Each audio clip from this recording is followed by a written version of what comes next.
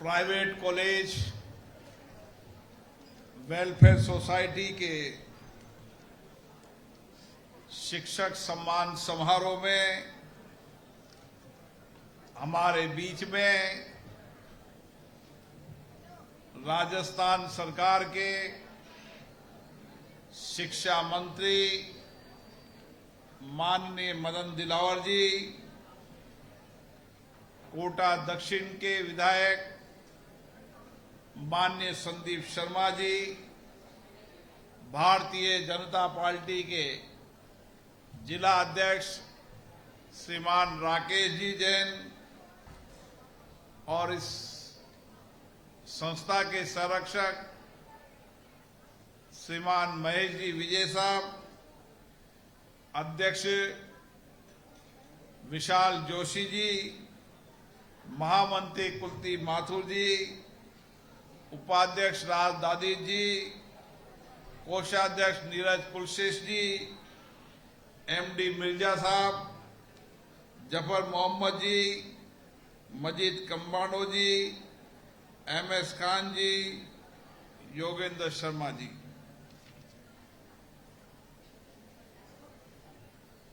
आज इस राजस्थान की वीर धरती, समर्पण सेवा त्याग की धरती के लोक देवता तेजाजी महाराज का जयंती भी मनाई जा रही है। हमारे लोक देवताओं की प्रसिद्धि, उनके प्रति जनता का समर्पण केवल राजस्थान में नहीं है, राजस्थान के कई बार प्रदेशों के अंदर भी, चाहे आराध्य देवता वीरा तेजाजी हो, चाहे लोक देवता बाबा रामदेव जी हो। आज मैं कई कार्यक्रमों में गया, उन कार्यक्रमों में मैंने देखा कि कितनी आस्था हमारे लोक देवताओं के प्रति है और उन लोक देवताओं के जीवन दर्शन, उनके जीवन चरित्र आज भी संपूर्ण समाज में प्रेरणा देते हैं। वीर तेजाजी महाराज को सत्य और वचनबद्धता के लिए जाना जाता है। उस समय के इस कालखंड के अंदर उन्होंने गोरक्षा का संकल्प लिया था और गोरक्षा के संकल्प को पूरा भी किया और जो अपना वचन दिया था उस वचन को भी पूरा किया। और इसीलिए वीर तेजाजी महाराज को सत्यवादी और वचनबद्ध का पक्का माना जाता है। उसी तरीके से हमारे देश में शिक्षकों की बड़ी भूमिका है। उनके नैतिक साहस, उनका सत्यवादी चरित्र, उनका नैतिक चरित्र और शिक्षक के रूप में उनके समर्पण, निष्ठा, सेवा आज भी समाज के अंदर है। शिक्षक ने इस देश के नवनिर्माण के अंदर बहुत बड़ी भूमिका निभाई है। आज हमारा देश जिस प्रगति की ओर है, जो विकास के नए आयाम छू रहा है, समाज जीवन के अंदर जो नया परिवर्तन हो रहा है, व्यक्ति निर्माण से लेकर समाज निर्माण के अंदर शिक्षक की भूमिका महत्वपूर्ण है। और यहां तो आज शिक्षक भी हैं और भविष्य के अंदर जो शिक्षक बनने वाले हैं वो छात्र भी हैं।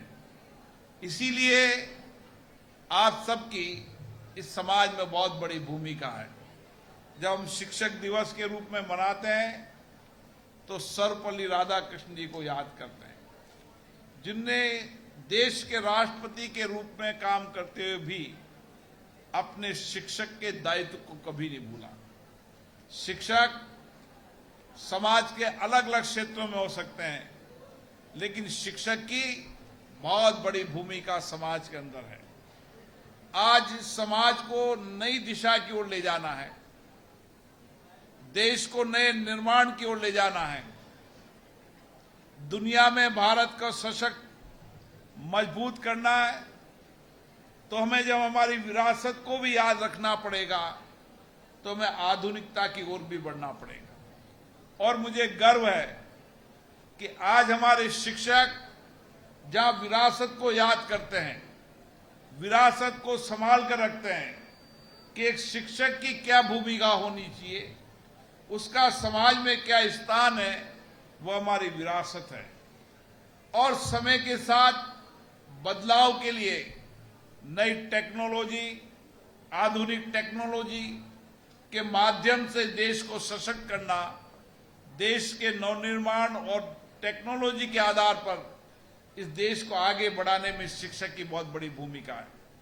आज मुझे गर्व होता है कि दुनिया के अंदर भारत एक ऐसा देश है जो आने वाले समय के अंदर विश्व पर नेतृत्व करेगा।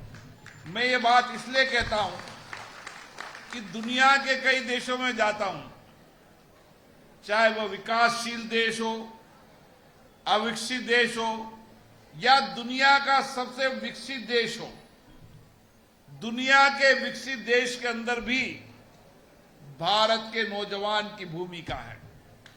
हमारा भारत का नौजवान तो बौद्धिक क्षमता से कुशल है, आत्मविश्वास है, कठिन परिश्रम, कठिन मेहनत, नई टेक्नोलॉजी के युग के अंदर भी आज भारत का विद्यार्थी, नौजवान दुनिया के अंदर नेतृत्व कर रहा है।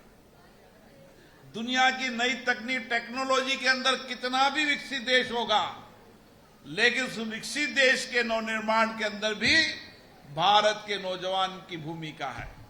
और मैं इसलिए कह रहा हूं कि दुनिया के देशों को आप देखेंगे कि वहां पर आबादी कम होती जा रही है, नौजवानों की संख्या कम होती जा रही है। अभी हमारे मुख्यमंत्री जी दक्षिण कोरिया गए थे। दक्षिण कोरिया मैं भी गया।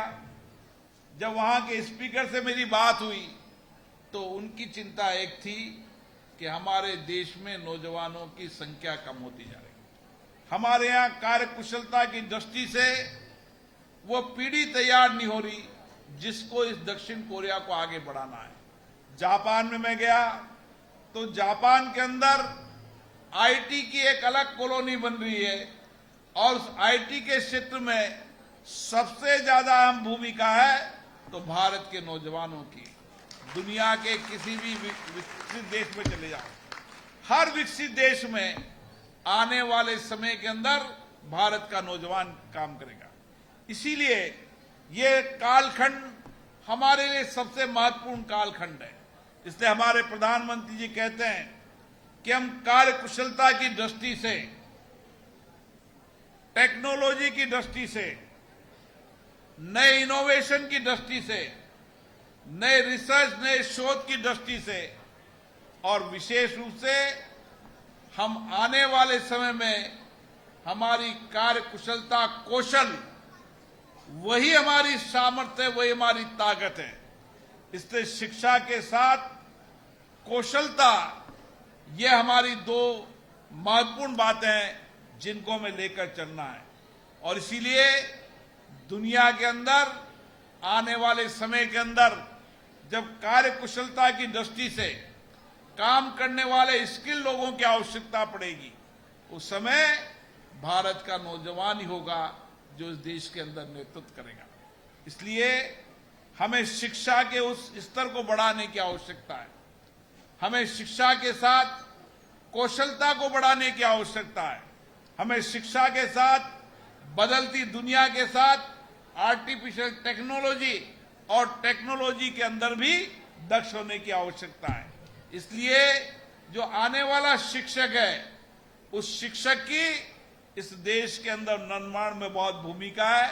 मेरा आपसे आग्रह है कि हम दुनिया के अंदर जब प्रतिस्पर्धा कर रहे हैं तो शिक्षा के अंदर भी हमारी प्रतिस्पर्धा होनी चाहिए, लेकिन उस प्रतिस्पर्धा के अंदर हमारी विरासत, हमारी संस्कृति को अपनाते हुए हमें आधुनिक टेक्नोलॉजी, आधुनिक शिक्षा की ओर बढ़ना है। इसलिए मुझे आशा है कि आने वाले समय आप सब